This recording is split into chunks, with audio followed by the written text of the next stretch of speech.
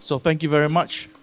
You have shown your true commitment to issues in Sabah Sarawak by staying way past the closing time. So we really appreciate your presence.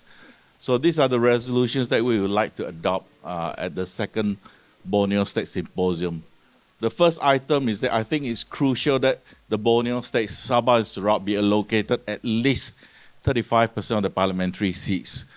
I think the danger here is that there are many groups in Peninsular Malaysia who are working through the proxies in Sabah and Sarawak to stop Sabah and Sarawak actually getting 1/3 of the seats. So it's really, really important that the people here understand that they will use all sorts of reasons and excuses not to give us the 1/3 of the seats, and that the political class in Sabah and Sarawak must be steadfast in making sure that we get 1/3 of the seats. The reason why this is so important is because once the constitution amendment passes through, once we get 35% of the seats in Sabah and Sarawak, that will fundamentally change the federal-state relationship as we understand it. Without that numbers, you really can't change a lot of the other stuff. The reality is that politics in Malaysia is still a numbers game, and if you don't get the 1/3 seats, you will not be able to move forward. The second resolution I think is really important is that we need representatives from the Borneo states to be included in all fiscal and monetary policy making process, especially at the highest level. So for example, there's still nobody from Borneo represented in Bank Negara Malaysia. The third one is that the federal government must pay Sabah the 40% rebate as stated in the Malaysia Agreement 1963. Even though they don't have the money, it doesn't matter. They still must make a commitment to pay that 40%. Number four, I think it's quite clear that we need full devolution of power, especially on education. I think it's quite clear from today's session that education is paramount to building a new Sabah and a new Sarawak. So we need a full devolution of power.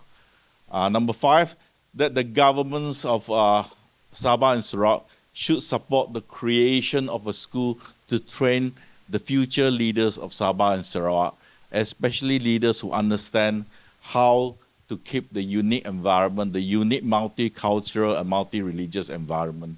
Because for the last 61 years, they've been trying to export the Malayan model to Sabah and Sarawak. They try to export it to Sabah, and you can see the consequences of that issue in Sabah. So it's really important that we try to create a leadership school, and the proposal is that we want to call it the Borneo School of Economics and Political Science. Item number 6, we want the federal government to make sure that all the federal funds that is given to Sabah and Sarawak must be sent to the consolidated funds of the Sabah and Sarawak governments, rather being channeled through federal agencies.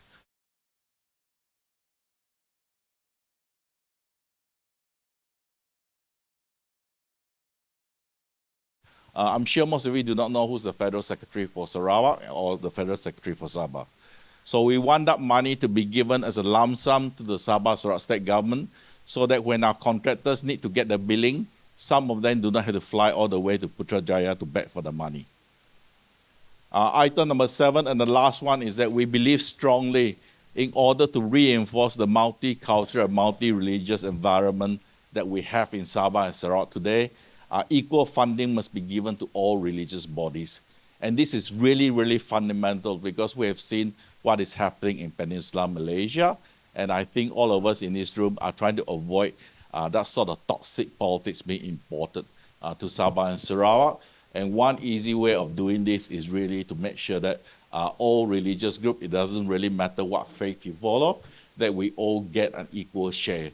By the way, right, when they dole out the money, it's actually not their money, it's actually our money. We all pay tax. So it's actually we're asking for the taxes that's being paid to be distributed fairly. Unless there's any objections, I think this is fairly straightforward. So can I get a round of applause to show that you support these resolutions? All right.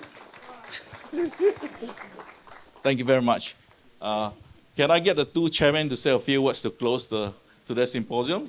Dr. Zaini? Yes, sir. Oh, I'm not prepared for it. But anyway, thank you so much. It has been a very, very fruitful and very meaningful occasion, event today. Definitely we have all benefited ourselves. The few things that I have learned and the way that we want to move forward all these things, I am going to call immediately my board, who are mostly here for a meeting tonight after the dinner.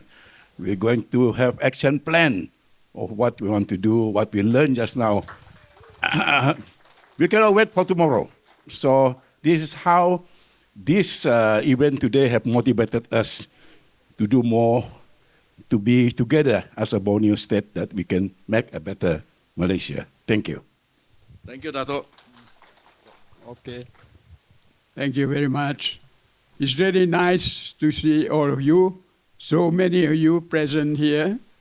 And we should continue this effort because it has brought us together. And as YB Kevin just now mentioned, I think it's very important that we show ourselves in Parliament or anywhere, be as equal, if not better, than those leaders from Peninsula. Thank you very much.